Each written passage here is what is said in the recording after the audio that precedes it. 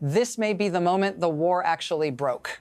Not with a treaty, not with a speech, but with silence, the silence of supply trucks that never arrive, artillery that suddenly stops firing, and commanders who no longer answer the radio.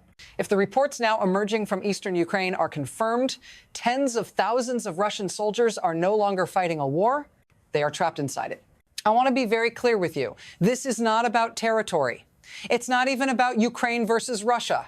This is about how modern wars collapse when systems fail and how a state that believes in brute force over strategy eventually pays an unbearable price. Up to 80,000 troops, according to preliminary assessments, may be cut off in a pocket Russia spent nearly a year and an enormous number of lives trying to secure. If true, this is not a setback. It is a structural rupture. I've watched conflicts for decades. Wars don't end when one side runs out of soldiers. They end when an army loses coherence, when logistics, planning, and command stop functioning as a system. That is what may be happening now. If you want to understand where this war is really heading beyond propaganda, beyond daily headlines, you need to understand how Russia walked itself into this position. And to do that, we have to go back to the battlefield that came before the collapse. To understand why this moment matters, you have to strip away the noise and look at the structure of the war itself. For months, this conflict has been framed as a contest of endurance. Who can absorb more losses? Who can mobilize more men? Who can fire more shells? That framing is dangerously incomplete. Wars are not won by exhaustion alone. They are won or lost by how decisions compound over time. Russia concentrated its effort on a narrow objective, grinding forward city by city, believing that pressure alone would force collapse. Ukraine chose something very different. It absorbed blows. It traded space for time. And quietly, it studied the system that was pressing against it. This is the distinction that matters. One side pursued visible gains, the other targeted hidden vulnerabilities. What we are seeing now is not a sudden Ukrainian miracle. It is the delayed result of months of observation, intelligence gathering, and patience. When an army stretches itself thin, when it builds salients without protecting their flanks, it creates the conditions for disaster. This moment is not about surprise, it's about inevitability. And to see how that inevitability was constructed, we need to go back to the battlefield that shaped everything, the long, brutal struggle that blinded Russian command to its own exposure. For nearly a year, this sector of eastern Ukraine was consumed by a single obsession.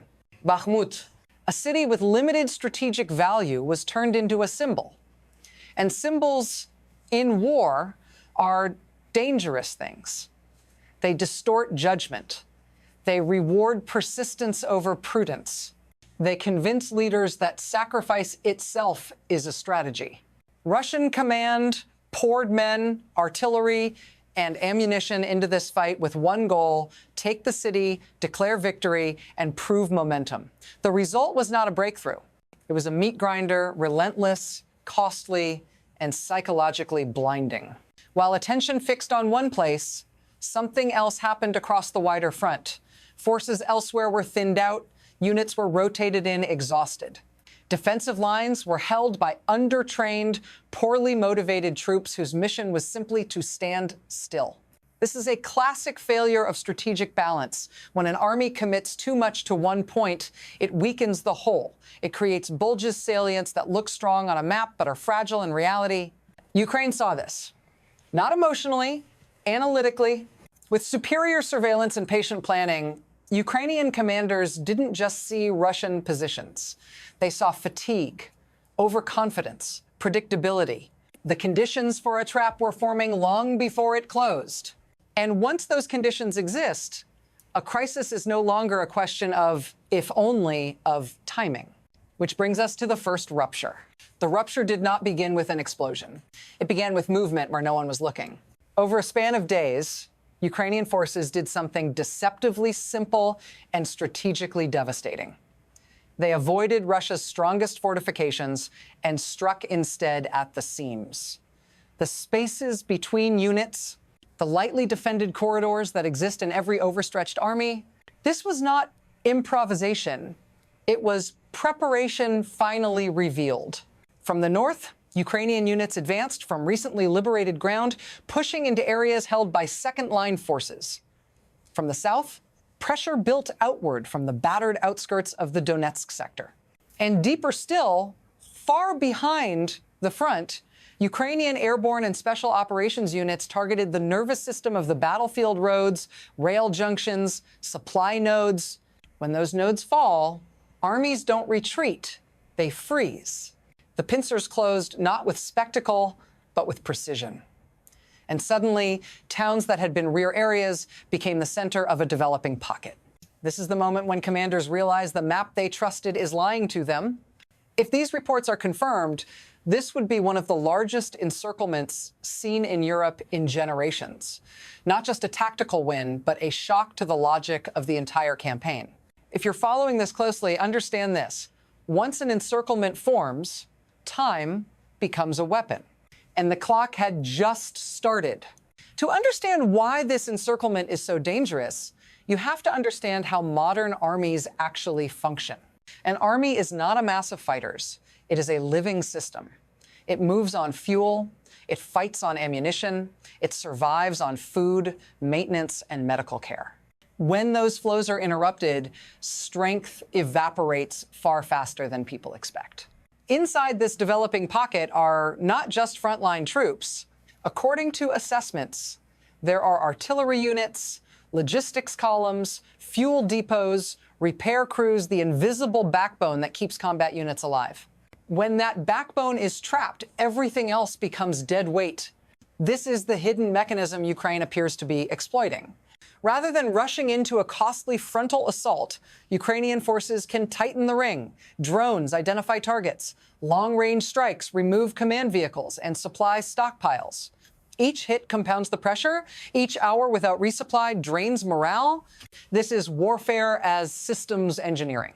Without fuel, tanks don't maneuver. Without shells, artillery falls silent. And when artillery goes quiet, infantry loses its shield. What remains is fear, exhaustion, and isolation. At this stage, the outcome is no longer decided by bravery alone. It is decided by logistics and time. And as this mechanism grinds forward, it produces the second, more human crisis, one that unfolds not on maps, but inside the lives of the people trapped within the ring. As the noose tightens, chaos replaces command. Intercepted communications, according to reports, reveal a pattern that military analysts recognize immediately: confusion, repetition, and panic. Units reporting they are surrounded, requests for orders that go unanswered, calls for resupply that no longer make sense because the routes are gone. This is the second crisis, and it is always worse than the first. When an army loses its supply lines, it can still fight. When it loses its command structure, it begins to disintegrate. Decisions slow, initiative vanishes. Every unit starts fighting its own private war for survival. Inside the pocket are formations that have already been exhausted by months of attrition. Many are under strength, some are poorly equipped, and now they are being asked to hold ground without food, fuel, or artillery support. Vehicles are reportedly abandoned, not because they are damaged, but because they are empty. Artillery batteries ration their final shells. Medical units face choices no commander should ever have to make. At this point, resistance is no longer strategic. It is psychological. And this is where encirclements become decisive. Not because of firepower, but because they collapse morale faster than any bombardment. What looks like a military maneuver on a map is, in reality, a slow implosion of human endurance. And that implosion does not stop with soldiers. It radiates outward to families, to cities, and to the societies watching from afar. Now I want you to shift perspective. Forget generals, forget maps. Imagine you are inside that pocket. Your phone has no signal. The road you used yesterday is now under enemy fire. The artillery that once thundered behind you has gone silent, and no one can tell you when or if help is coming. This is what encirclement feels like. You count food, you count fuel, You count painkillers. Wounded soldiers lie waiting, not for evacuation, but for supplies that never arrive. Every drone overhead is no longer information, it is a threat. This is where wars stop being abstract. If you're watching this far from the front, understand something important. The people trapped in these situations are not abstractions either. They are the final cost of strategic failure. They are what happens when leaders mistake symbolism for strength and persistence for planning. And this is why this moment matters to you. Because every war built on denial eventually demands payment in lives, in instability, and in consequences that don't stay confined to one border. If you believe conflicts like this don't affect your world, your economy, or your future, you're wrong. They always do. And as this pressure builds on the ground, it is already reshaping decisions far beyond the battlefield in capitals, alliances, and global power calculations. That brings us to the wider shockwaves. When something breaks on a battlefield, it rarely stays there. What is unfolding in eastern Ukraine is already echoing through capitals far from the front lines. In Washington and European capitals, assessments are shifting in real time. What was once framed as support, assistance, or containment is now being recalculated as proof that modern weapons, integrated intelligence, and disciplined planning can decisively dismantle a much larger force. Proof that this war is not frozen and not unwinnable. This changes behavior. Military aid that was once debated cautiously now moves faster. Arguments about risk give way to arguments about opportunity. If a system works, policymakers reinforce it. If momentum exists, they feed it. In Moscow, the reaction is very different. A system built on the appearance of control cannot absorb visible failure. An encirclement of this scale collides head-on with the narrative of steady progress. The pressure is not only military, but political and deeply internal. Blame begins to circulate, institutions protect themselves, rivals inside the system sharpen their knives. This is what stress does to centralized power. And beyond Russia and Ukraine, other actors are watching carefully. Countries that tried to balance relationships now reassess where strength truly lies. Because in geopolitics, perception of momentum matters almost as much as reality. And right now, momentum appears to be moving. Which brings us to the hardest question of all. What happens next? From this point, the war branches into three possible futures. None of them are abstract. All of them are shaped by choices being made right now. The first path is the most decisive. The pocket is reduced methodically. Supplies run out. Resistance fragments. What begins as isolated surrenders becomes a cascade. Tens of thousands of troops lay down their arms. The psychological shock ripples outward, forcing rapid retreats along the wider front. Ukraine regains territory not through dramatic assaults, but through collapse ahead of it. This would mark a fundamental shift, not just militarily, but politically. The second path is darker and bloodier. Moscow refuses to accept humiliation. A relief operation is ordered. Forces are rushed forward into prepared defenses. The result is slaughter. Even if a corridor is briefly opened, much of the trapped force escapes without heavy equipment, turning survival into strategic defeat. The loss is spread out, but no less devastating. The third path is the slowest and the cruelest. The pocket is held at all costs. Supplied inadequately, pressured constantly, it becomes a modern siege. Fighting drags on. Suffering multiplies. The outcome is delayed, not changed. These scenarios differ in tempo, not in direction. Because once systems fail, leaders do not regain control easily. And that brings us to the final question, what this moment ultimately reveals and what it demands from those watching it unfold. What we are witnessing is not just a military maneuver, it is the exposure of a system that mistook force for strategy and symbolism for strength. 80,000 trapped soldiers is not just a number. It is the physical manifestation of accumulated errors of denial, layered on top of overconfidence, of centralized power that could not adapt fast enough to reality. Wars do not punish intentions. They punish structures. If this pocket collapses, The implications go far beyond Ukraine's borders. It signals the end of irreversible gains.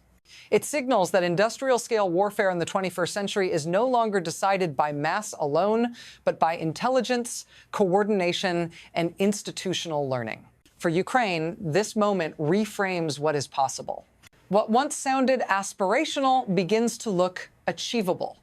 For Russia, it forces a reckoning not just with this war, but with the system that produced it. And for you, watching from a distance, this is the real lesson. Conflicts shaped by misinformation, rigidity, and fear do not stay contained. They spill into economies, alliances, and global stability. This war is entering a new phase, one defined less by momentum and more by consequence. If you want to understand how this phase unfolds, how power shifts, how systems break, and how the world responds when a cornered state faces failure, stay with this conversation.